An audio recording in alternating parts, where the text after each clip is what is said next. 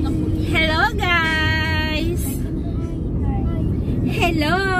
Happy New Year! Papunta tayo ngayon sa Tagaytay! Yay! Hi Pia! Happy New Year! Happy New Year! Happy New Year, be!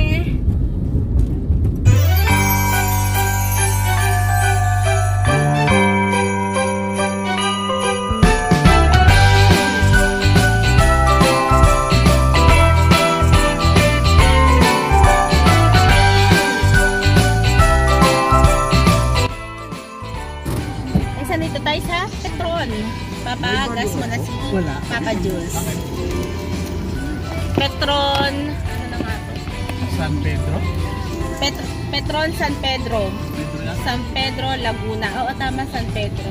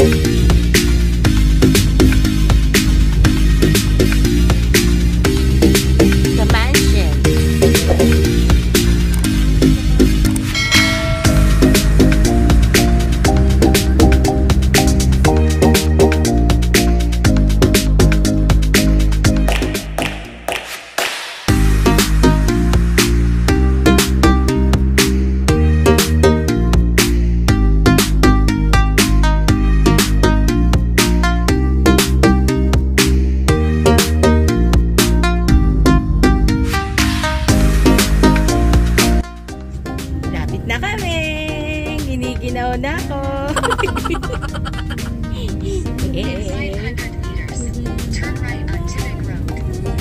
Nakikita ko sa labas, mahangin, sobrang hangin kasi tapos yung mga tao, super balot. Kaya feeling ko malamig. Yan, yung mga bata, mga borlog na rin. Ayan. Bagsak, si Pio, si Ache, tulog. Yan. Alam nyo guys, dati, nakarating na ako dito sa Tagaytay. Pero alam nyo ba kung kailan pa yun? Grade 3 pa ako. Sobrang tagal na. Yan. Sabi ko kay Papa Jules, may pinagbago naman. Siyempre may pinagbago. Tagal na nun, grade 3. Grade 3 pa ako. Ano ba yun, be? Ano yun? 2003. Yun. Tapos sobrang saglit lang namin. Tapos naalala ko, napunta kami ng Tagaytay Vista Hotel. Saglit lang kami. Tapos yung mga klase ko, sumakay pa sila sa may horse na puti. Yun na naalala ko. Tapos, saglit lang, sakay ng bus. Tapos yung mga nanay-nanay, bumili sila ng pineapple and yung saging na maliliit. Yan. Kaya excited ako ngayon punta dito sa Tagaytay. Parang first time ko na rin. Alam nyo guys, makulimlim ngayon dito eh. Ay medyo umaambo na pala. Yan. So, sobrang lamig siguro kasi nga yung mga nakita talaga namin, mga naka-jacket. Tapos mahangin talaga. Sabi ni Papa Jules, magbabike daw siya mula Pasig hanggang dito sa Tagaytay. Sabi ko, basta bibili siya ng suka. Ayan yung suka. Sabi namin, siguro special yung suka dito. Ayan. Okay. Turn left. Yeah. Yeah.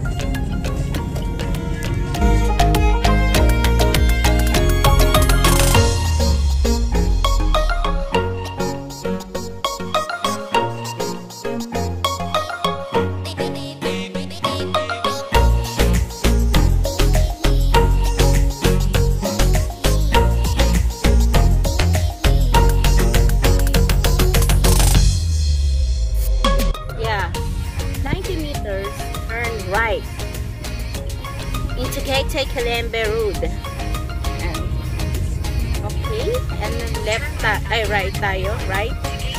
Tagaytay. Yeah. Ay, ayun yung sinasabi ni ating Starbucks. Ayun, ang ganda nga ng view doon. Tatulog kasi si ate eh. Pala yung Starbucks. 200 meters and in 170 meters, turn right. Ayun.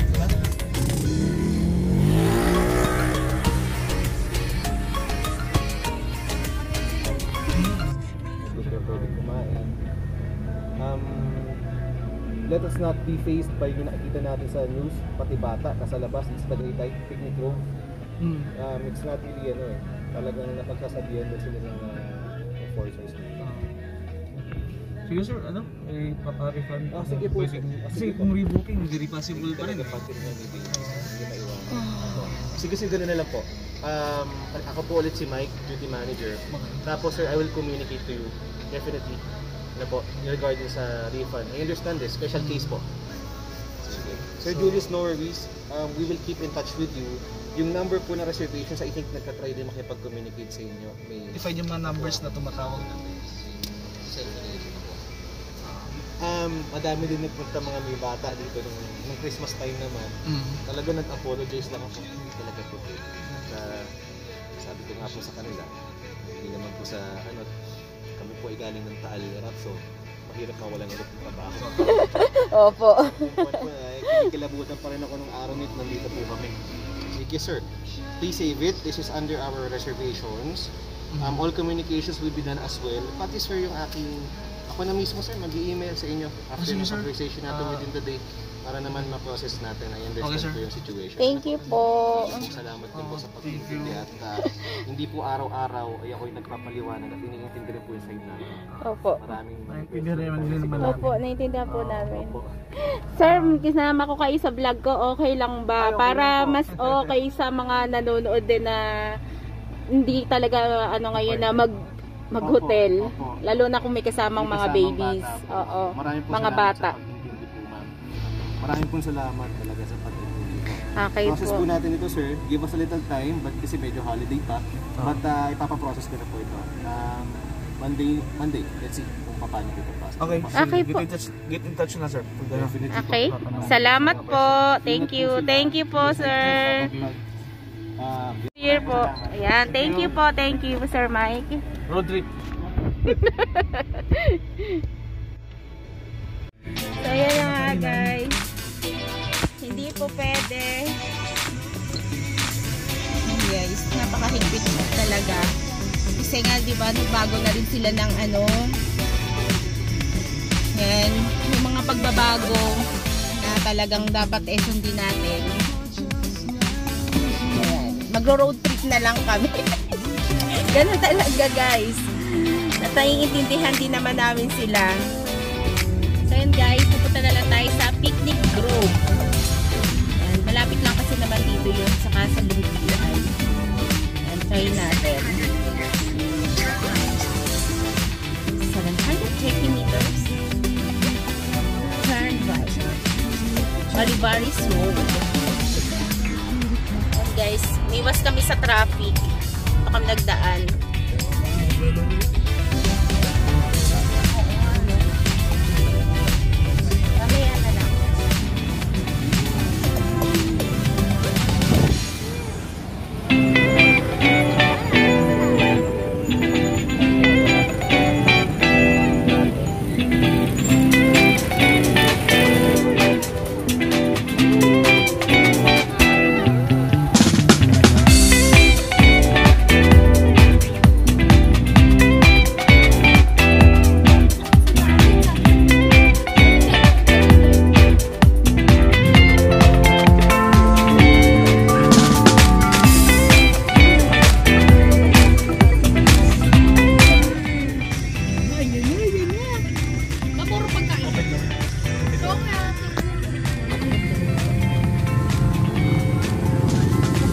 bata? Meron po. Kasi na po, hindi po pwede. Ay, yan po, hindi po pwede.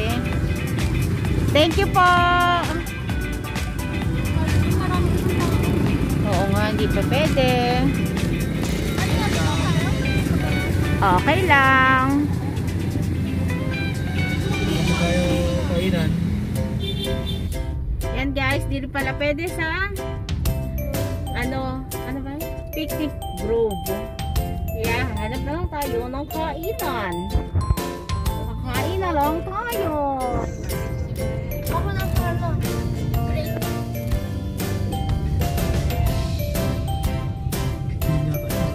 Kabayo.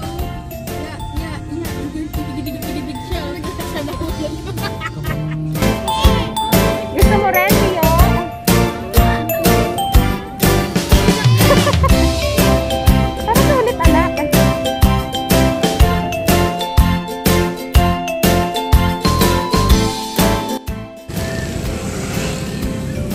Yan guys, ikutan namin yung People's Park.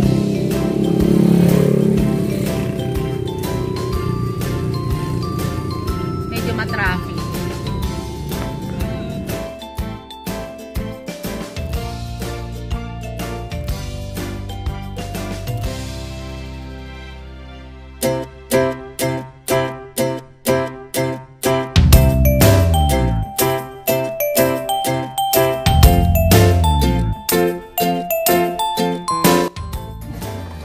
And guys, dahil di kami natuloy, tinake out na lang namin yung bulalo.